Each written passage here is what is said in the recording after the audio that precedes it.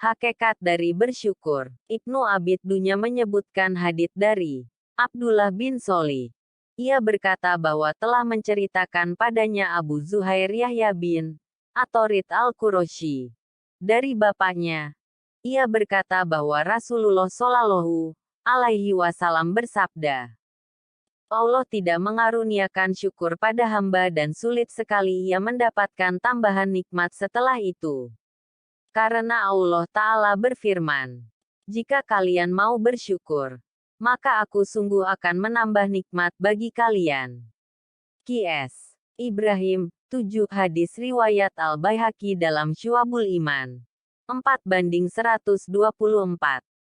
Beberapa pelajaran yang terdapat dalam hadits. 1. Syukur akan terus menambah nikmat dan membuat nikmat itu terus ada. Hakikat syukur adalah melakukan ketaatan dan menjauhi maksiat.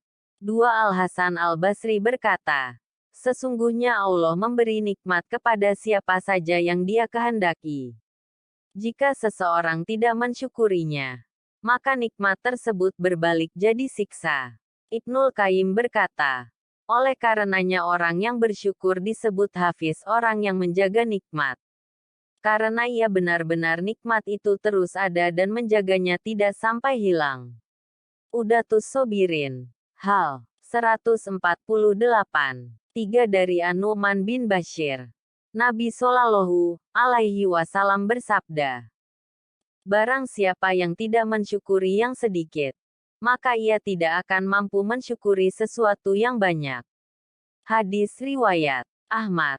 4/278.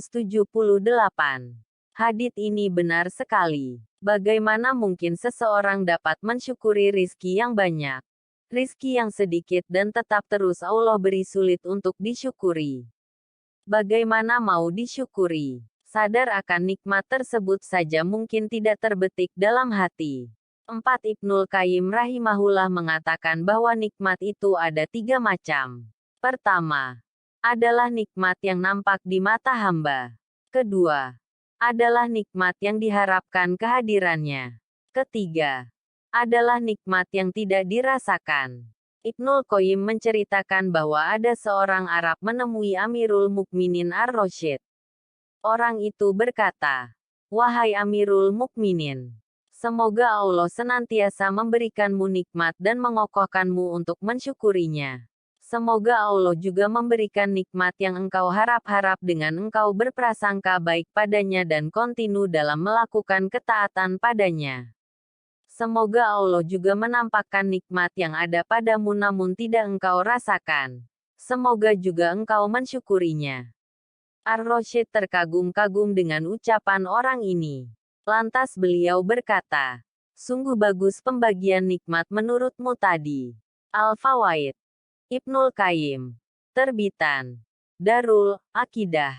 Hal 165-166. 5. Itulah nikmat yang sering kita lupakan. Kita mungkin hanya tahu berbagai nikmat yang ada di hadapan kita. Semisal rumah yang mewah, motor yang bagus, gaji yang wah, DCB. Begitu juga kita senantiasa mengharapkan nikmat lainnya semacam berharap agar tetap istiqomah dalam agama ini. Bahagia di masa mendatang. Hidup berkecukupan nantinya. DCB. Namun, ada pula nikmat yang mungkin tidak kita rasakan. Padahal itu juga nikmat. 6. Bayangan kita barangkali. Nikmat hanyalah uang, makanan dan harta mewah. Padahal kondisi sehat yang Allah beri dan waktu luang pun nikmat. Bahkan untuk sehat jika kita bayar butuh biaya yang teramat mahal. Namun demikianlah nikmat yang satu ini sering kita lalaikan. 2. Nikmat ini seringkali dilalaikan oleh manusia. Nabi Shallallahu Alaihi Wasallam bersabda, ada 2 kenikmatan yang banyak manusia tertipu, yaitu nikmat sehat dan waktu senggang. Hadis riwayat Bukhari nomor 6412 dari Ibnu Abbas. Ibnu Battal rahimahullah mengatakan, seseorang tidaklah dikatakan memiliki waktu luang hingga badannya juga sehat. Barang siapa yang memiliki dua nikmat ini, yaitu waktu senggang dan nikmat sehat, hendaklah ia bersemangat. Jangan sampai ia tertipu dengan meninggalkan syukur pada Allah atas nikmat yang diberikan. Bersyukur adalah dengan melaksanakan setiap perintah dan menjauhi setiap larangan Allah. Barang siapa yang luput dari syukur semacam ini, maka dialah yang tertipu. Dinukil dari Fathul Bari 11/230. Tema hadits yang berkaitan dengan Al-Quran. Allah Ta'ala berfirman, dan Dia telah memberimu keperluanmu, dari segala apa yang kamu mohonkan kepadanya.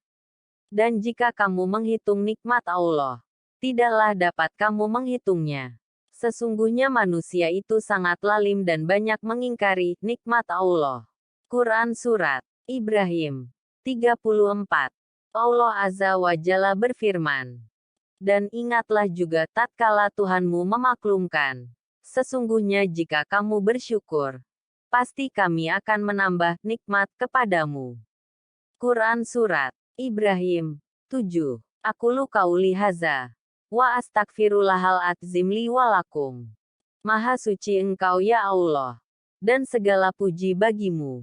Aku bersaksi bahwa tiada Tuhan melainkan Engkau. Aku mohon ampun dan bertaubat.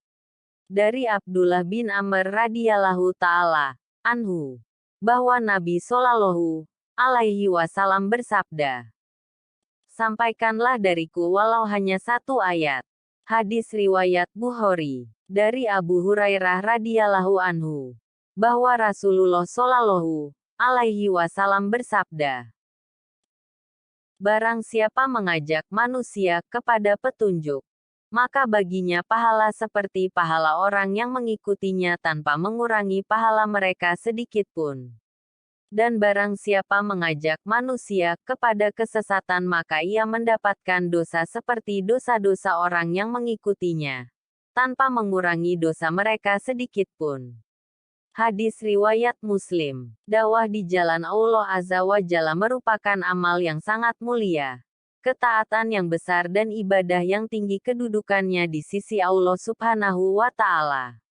Allah Azza wa Jalla berfirman, dan hendaklah di antara kamu ada segolongan orang yang menyeru kepada kebajikan, menyuruh berbuat yang makruh, dan mencegah dari yang mungkar. Dan mereka itulah orang-orang yang beruntung. Quran Surat Ali Imran 3, 104. Semoga bermanfaat. Amin.